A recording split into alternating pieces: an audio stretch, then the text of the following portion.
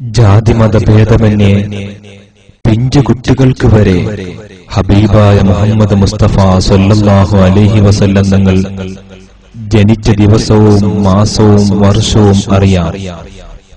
വഹാബി നേതാവ് മുജാഹിദ് ബാലുശ്ശേരി പറയുന്നത് കേൾക്കുക. മുഹമ്മദ് നബിയായത് റമദാനിലാണ് അല്ലേ? അല്ലേ? അല്ലേ? ആർക്കാ അതിലെതിരെ അഭിപ്രായം? പിന്നെ റസൂൽ ജനിച്ച ദിനം, അതാണ് മുഹമ്മദിന്റെ ദിനം. മുഹമ്മദ് ജനിച്ച ദിനം, അവിടെ നബി ഇല്ല, റസൂലില്ല. നബി ജനിച്ചപ്പോ റസൂലല്ല, അത് ഈസാ നബിയാണ്. അത് ഖുർആൻ വേർതിരിച്ചു പറഞ്ഞു. ഞാൻ ജനിച്ചപ്പോ തന്നെ നബിയാണെന്ന് ഈസാ നബി പറഞ്ഞു. ഞാൻ ജനിച്ചപ്പോ നബിയാന്ന് മുഹമ്മദ് നബി സല്ലല്ലാഹു അലൈഹി വസല്ലം പറഞ്ഞിട്ടില്ല.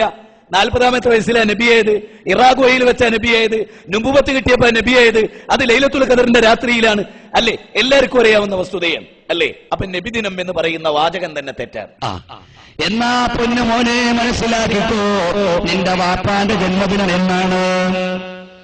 എനിക്ക് വാപ്പയില്ല, എന്റെ വാപ്പ പെണ്ണ് കെട്ടി 25-ാം വയസ്സിലാ, പിന്നെ വീട് കൂടിയത് 26-ാം വയസ്സിലാ, എന്നെ പ്രസവിച്ച് 27-ാം വയസ്സിലാ എന്ന് വിചാരിച്ച് നിന്റെ വാപ്പാക്ക് ജന്മദിനം ഉണ്ടാവൂലേ? എന്നാ പിന്നെ മുഹമ്മദിനും ജന്മദിനം ഉണ്ടാവുന്നത് എങ്ങനെയാ? 7-ാം ദിവസമാണ് മുഹമ്മദ് എന്ന് പേര് വെച്ചത് കേട്ടോ. അപ്പൊ ജനിച്ചതാരാ? ശൂന്യം. ജനിച്ചതാരാണോ? ഇത്രയും ലോക ബ്ലണ്ടർ പറയാൻ മുജാഹിദ് മൗലവിമാരെ അല്ലാതെ ദുനിയാവിൽ കിട്ടുമോ? പറയുമ്പോ ബുദ്ധിയുള്ള കുട്ടികളുടെ ജീവിച്ചിരിപ്പുണ്ടെന്ന് ആലോചിച്ചോ? ഇതുപോലെയല്ലേ പറയുന്നത്? നബി സല്ലല്ലാഹു അലൈഹി വസല്ലം തങ്ങൾ ആരാണ്? വആദമു മുൻജദിലുൻ ഫീ തീനതിഹി.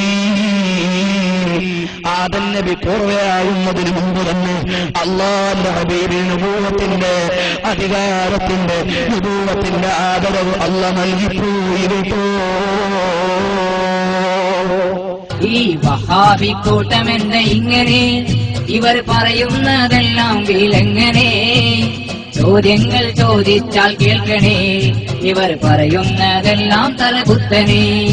ഈ വഹാബി കൂട്ടമെന്ത ഇങ്ങനെ, ഇവർ പറയുന്നതെല്ലാം വിലങ്ങനെ.